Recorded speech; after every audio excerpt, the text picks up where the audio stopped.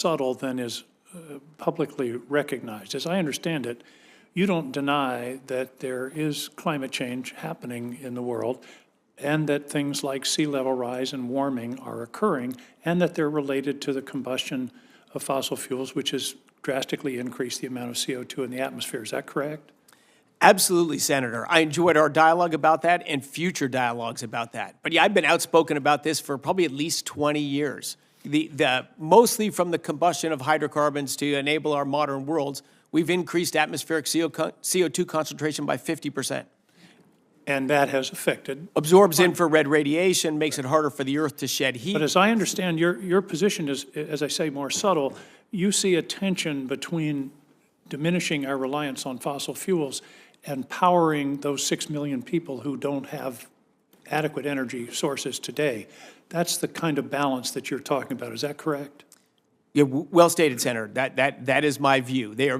Energy is critical to human lives. Climate change is a global challenge that we need to solve, and the trade-offs between those two are the decisions politicians make, and they're the decisions that'll impact the future of our world and the quality of life. Those trade-offs are critically important. I think there are two observations. One is you've said there's no energy transition. You're a walking energy transition.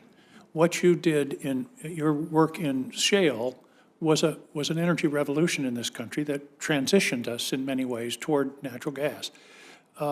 So there is possible transition. It can happen either slowly or probably faster. Fusion, SMRs, battery storage, all of those technologies. And I note that your company wasn't exclusively oil and gas, but it also has investments in battery technology, in nuclear SMRs. So you do believe that we do need to diminish where we can the emission intensity of our manufacture of energy. Absolutely, Senator. You're bringing me back to the great dialogue we had about energy, about climate change, about trade-offs, and I appreciate very much your comments today. I am for improving all energy technologies that can better human lives and reduce emissions. They go together. I would add one note, however, and I understand the tension, and I think that's a reasonable. I remember saying years ago we can't tell the Indian nation that they can't have air conditioning because we don't want them to be using energy. The thing that has to be considered, though, is what if you're wrong? What if we're wrong and something really drastic happens?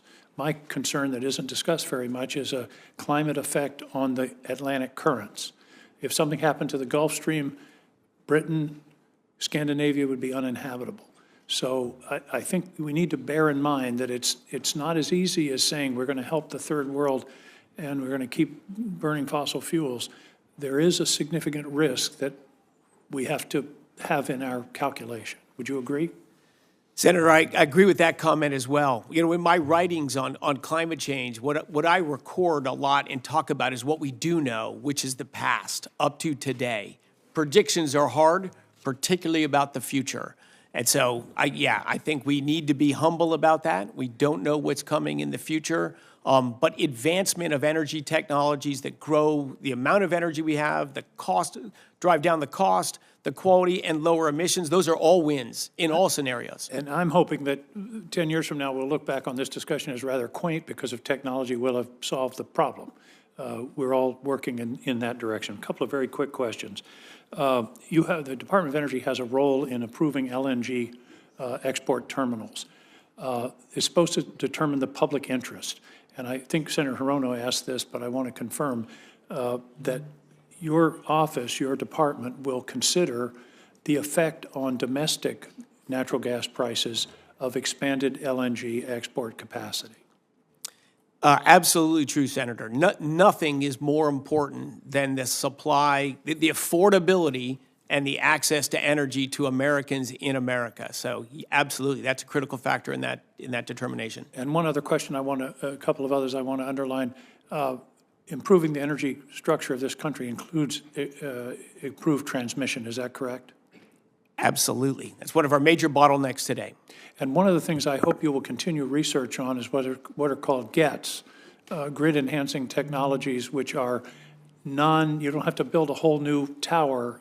You can reconductor. There are technologies to improve the throughput of our grid. That, I think, is a direction we should move in. I commend the research on that to your department. Thank you, and I agree with that comment as well, Senator. Actually, it was a dinner discussion last night. Well, I appreciate your testimony here today and look forward to working with you. This is a critical area. You bring a unique perspective and breadth of knowledge, and I appreciate your willingness to take on this challenge. Thank you. Thank you, Mr. Chairman. Thank you, Senator. Senator Daines. Chris, good to have you here. I get the best view here to see your family, see Liz, and had a grandbaby there for a while.